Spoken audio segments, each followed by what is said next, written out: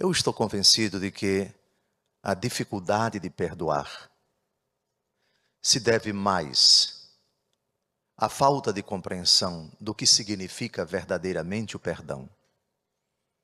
E também das razões que nós alegamos para perdoar, ou, dependendo do ponto de vista, para não perdoar. Motivos e pontos de vista.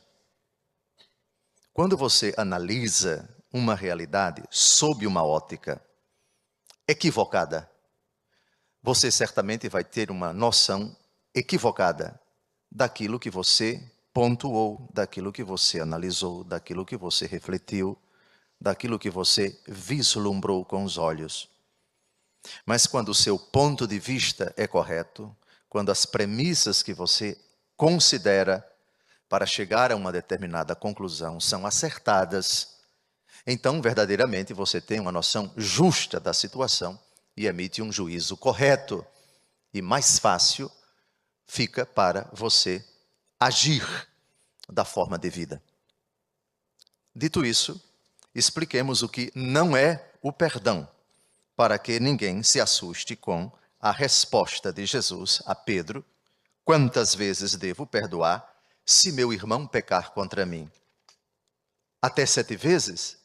Jesus responde: não te digo até 7 vezes, mas até 70 vezes 7.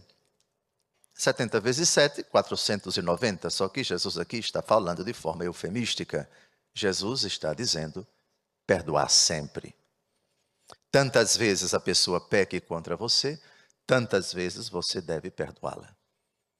Obviamente que no primeiro momento isso choca a nossa natureza, porque ninguém gosta de ser ofendido, agredido, ferido, trapaceado, prejudicado, ameaçado e até ver os seus entes queridos com as vidas ceifadas pelo ódio, pela maldade, pela perversidade das pessoas e dizer: eu perdoo sempre. Num primeiro momento choca, mas atenção, nós somos cristãos, seguimos Cristo que nos disse: quem quiser me seguir, negue-se a si mesmo, tome a sua cruz todos os dias e siga-me. O mesmo Jesus que no capítulo 11 do Evangelho segundo Mateus diz: aprendei de mim que sou manso e humilde de coração. E olhando para a cruz, querendo imitá-lo, querendo aprender dele manso e humilde, ouvimos uma das últimas frases de Jesus: Pai, perdoai-lhes, eles não sabem o que fazem. O que não é perdão? Perdão não é esquecimento. Na Bíblia, em nenhum momento Deus pede para nós nos esquecermos dos males que nos fizeram. Um bom dicionário nesse sentido nos ajuda bem. Perdão é um ato do coração, é uma decisão da vontade. Esquecimento é falha da memória. Perdoar não é esquecer. Se assim fosse, ninguém perdoaria. Duvido que uma pessoa que foi recentemente agredida, ofendida e está sofrendo as consequências daquela maldade, ela consiga esquecer. Duvido que uma pessoa que foi agredida fisicamente carrega consigo uma marca da maldade que fizeram, uma agressão, o corpo ficou mutilado, uma facada, 5, 6, 7, 8 pontos. Todas as vezes que ela olhar para aquela marca, ela vai lembrar do que foi que aconteceu, do mal que lhe fizeram. Portanto, perdoar não é esquecer. Perdoar é lembrar. Por favor, eu pediria a todos, não esqueçam dos males que os homens e as mulheres fizeram contra vocês. Isso é importante para ajudar a perdoar. Se você esquece, com mais dificuldade você perdoa. Perdoar não é esquecer, perdoar é lembrar. Só que, quando você lembra, você diz: não sinto nada por essa pessoa que me fez isto, a não ser misericórdia. Não nutro por ela nenhum sentimento a não ser compaixão. Mas para chegarmos a isso, precisamos avançar e dissipar algumas dúvidas. Portanto, Deus não exige de nós algo desumano. E esquecer é algo desumano. Não é próprio do homem. Próprio do homem é lembrar. Por favor, na missa de hoje, quem ainda não conseguiu perdoar, lembre de todo o coração do mal que lhe fizeram, para poder perdoar. Agora vamos encontrar o motivo. E na Bíblia, só existe um motivo para perdoar, só um. Ninguém busque fora desse motivo do Evangelho de hoje a razão para perdoar. Se não for esse, se não é este ponto de vista, se não é este motivo, você jamais perdoará. Muito bem. Outro equívoco a respeito do perdão é confundi-lo com reconciliação. Perdão é unilateral, só depende de mim. Reconciliação depende dos dois. Reconciliação é a paz que passa a existir entre duas partes, depois que houve um litígio entre elas. O Senhor pede para nós perdoarmos, mas não pode me pedir para que o outro que me machucou se reconcilie comigo. A reconciliação depende de mim e dessa pessoa. Quando um não quer, dois não fazem.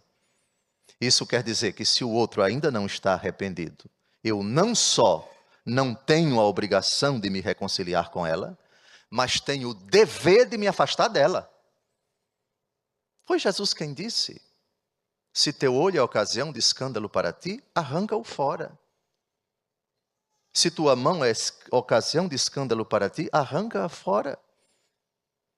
O apóstolo Paulo, a respeito dos maus, dos perversos, ele diz: foge dessa gente. Portanto, é possível perfeitamente perdoar do fundo do coração e não querer ver nem pintada a pessoa que foi perdoada. Se ela está no pecado, se ela é ocasião de pecado, se a presença dela me irrita, me agride, me ofende, ou seja, se ela perto de mim me faz pecar, se teu olho é ocasião de escândalo para ti, arranca-o fora. Portanto, fiquem tranquilos. Aquela pessoa me magoou muito, mas ela ainda está no pecado. A presença dela me irrita. A presença dela é uma ameaça para mim, para as pessoas que eu estimo. Ela é uma fonte de desagregação, de irritação. Ela perturba, ela provoca, ela agride. Portanto, enquanto ela não se converte, mantenha distância dessa pessoa. Perdão é uma coisa, reconciliação é outra. Portanto, ofendeu-me profundamente, prejudicou-me tremendamente, mas ainda não se converteu. Deus a abençoe, mas eu quero distância. Eu aqui em São Paulo e aquela pessoa, se puder, no deserto do Saara, do outro lado do Atlântico, em pleno deserto da África. Perfeitamente. Perdoar não é necessariamente reconciliação. Perdão depende de mim. Reconciliação depende dos dois. Quando a outra parte estiver arrependida e der frutos de penitência, eu vou analisar segundo os critérios do Evangelho, que diz: a árvore boa não dá maus frutos e a árvore má não dá bons frutos. Se ele demonstrar ser uma árvore boa, aí vamos pensar em reconciliação. Por isso, querida esposa, atenção, cujo marido continua a traí-la. Quantas vezes a senhora deve perdoar o seu marido? 7 vezes? Não te digo 7 vezes, mas até 77 vezes, sempre. Isso não significa dizer reconciliação. Está na casa da amante, voltou, eu quero me unir sexualmente a você. De forma alguma. Está perdoado, mas na minha cama você não dorme, no meu quarto você não entra. Perdão é uma coisa, reconciliação é outra. Está perdoado em nome de Jesus sempre. Mas não toca no meu corpo até o dia em que se converta. Me parece que no imaginário popular, perdoar significa esquecer. No caso, ela tem que esquecer que ele tem um amante. Como é que se pode esquecer isso? Ou então cair na estupidez de achar que perdoar significa aceitá-lo, correndo o risco de se contaminar com doenças venéreas e fazendo o papel de palhaça, porque uma esposa que sabe que está sendo traída e se entrega ao seu marido, na verdade, ela está se prostituindo, porque está se desvalorizando, porque não está sendo enérgica com o pecado. Perdão é um ato do coração. Por ti eu não sinto nada senão misericórdia. Reconciliação é outro assunto. Perdão é uma coisa. Reconciliação é outra coisa. Agora vamos ao único motivo na Bíblia para nós perdoarmos uma pessoa. Como eu falei no começo da homilia, precisamos ter o devido ponto de vista e encontrar os devidos motivos. Motivo e ponto de vista. O reino dos céus é como um rei que resolveu acertar contas com seus empregados. O rei é Deus, os empregados somos nós, que um dia vamos prestar contas dos nossos atos quando deixarmos esta vida, segundo aos Coríntios, capítulo 5, versículo 10. Todos haveremos de comparecer diante do tribunal de Cristo, e cada um de nós vai prestar contas dos seus atos. Quando começou o acerto, trouxeram-lhe um que lhe devia uma enorme fortuna.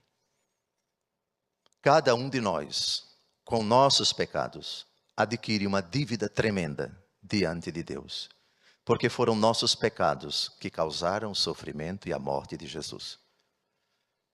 A primeira coisa, portanto, o primeiro ponto de vista, o começo da parábola, não considera o mal que os outros nos fizeram, mas o mal que nós fizemos a Jesus. Portanto, eu, pecador, eu, com os meus pecados abomináveis de pensamentos, palavras, atos e omissões, tenho uma enorme dívida com Jesus. Atentos, porque aqui começa o único motivo. Como o empregado não tivesse com que pagar, o patrão mandou que fosse vendido como escravo junto com a mulher e os filhos e tudo o que possuía para que pagasse a dívida. Nós não podemos quitar a dívida que nós contraímos com Jesus porque Ele morreu na cruz. Já matamos nosso Senhor. E continuamos a matar cada vez que continuamos a pecar. E só Ele sabe da quantidade, da gravidade e da intensidade dos nossos pecados, muitos deles ocultos. Não temos com que pagar. Foi Ele que pagou nossa dívida diante do Pai. O preço do nosso resgate, diz o apóstolo Paulo, é o seu sangue precioso. O homem não tem como pagar os pecados, a dívida que ele contraiu com suas ofensas. O empregado, porém, caiu aos pés do patrão e prostrado suplicava: dá-me um prazo e eu te pagarei tudo. Subir ao Calvário, consciente dos inúmeros pecados que cometemos, e na condição de assassino, na condição de culpado, suplicar ao Senhor: tenha misericórdia. Quem não tem a justa noção dos seus pecados, quem não se trata, quem não se considera como pecador, e pecador grave e assassino frio, e sobe ao Calvário nessa condição, jamais vai perdoar alguém. Avancemos. Diante disso, o patrão teve compaixão, soltou o empregado e perdoou-lhe a dívida. Jesus na cruz, diante desse pedido humilde, desse pedido arrasado, de um coração que reconhece a sua pobreza, a sua miséria, por favor, não nos desampares nunca, nós te pedimos por teu nome, não desfaças tua aliança. Fomos reduzidos ao menor de todos os povos, somos hoje o mais humilde de toda a terra por causa dos nossos pecados. Senhor, assim se efetue hoje nosso sacrifício em tua presença. Liberta-nos com o poder de tuas maravilhas, não nos deixes confundido, mas trata-nos segundo tua clemência, segundo tua imensa misericórdia. O auxílio do Espírito Santo, fazendo um retrospecto da nossa vida, ajuda-nos a compreender quantas abominações, quantas culpas, quão graves foram e são os nossos pecados, para compreender o abismo da podridão, da nojeira, da depravação, da miséria do nosso histórico ao longo da vida, a soma de tão graves, de tão pérfidos, de tão imundos, de tão insanos pecados. E a consciência: meu Deus, eu o culpado diante de vós. Só tu sabes do que eu fiz, do que eu pensei, do que eu disse, do que eu deixei de fazer, que ofendeu a vós. Misericórdia, Senhor, diz o Salmo, de mim lembrai-vos, porque sois misericórdia, sois bondades sem limites. Ó Senhor, recordai vossa ternura e vossa compaixão, que são eternas. Ou seja, a atitude típica de alguém que não tem do que se orgulhar. Pelo contrário, só tem do que se acusar. Esse é o primeiro passo para perdoar verdadeiramente aquele que nos ofendeu. Avante. Depois, ao sair dali, esse empregado, cuja dívida imensa foi perdoada, encontrou um dos seus companheiros que lhe devia apenas 100 moedas. O companheiro que deve 100 em comparação com tantos 1000 talentos, é aquele que nos ofendeu. É aquela pessoa que nos ofendeu. Pronto. Primeiro, medir a gravidade do nosso pecado diante de Deus, da nossa culpa diante de Deus, para depois compreender: eu, assassino de Jesus, cometi contra ele, com o meu pecado, os meus pecados, coisas muito mais graves do que esta que esta pessoa cometeu contra mim. Ele o agarrou e começou a sufocá-lo, dizendo: paga o que me deves. Ou seja, intransigência, brutalidade e uma incondicional raiva daquele que lhe devia esta dívida. O outro cai aos pés e suplica: dá-me um prazo e eu te pagarei. Mas ele não quis saber disso. Saiu e mandou jogá-lo na prisão até que pagasse o que devia. Quando somos ofendidos, a primeira coisa que o demônio coloca no nosso coração: você foi vítima, você é o coitadinho, você está certo, perdão jamais, esquecer jamais, reconciliação jamais, que já vimos são coisas bem diferentes. Então, vendo o que havia acontecido, os empregados ficaram muito tristes, procuraram o patrão e lhe contaram tudo. Os padres da igreja, alguns julgam que esses empregados são quem? Primeiro são os homens que rezam a Deus pedindo para que ele conceba a justa visão do problema, que ele não esqueça que ele é pecador, que ele tinha uma dívida imensa e que suplicou: dá-me um prazo e eu te pagarei, e foi perdoado. A primeira coisa que o demônio coloca quando as pessoas nos atingem: esqueça que você é pecador. Esqueça que você foi o culpado da morte de Jesus.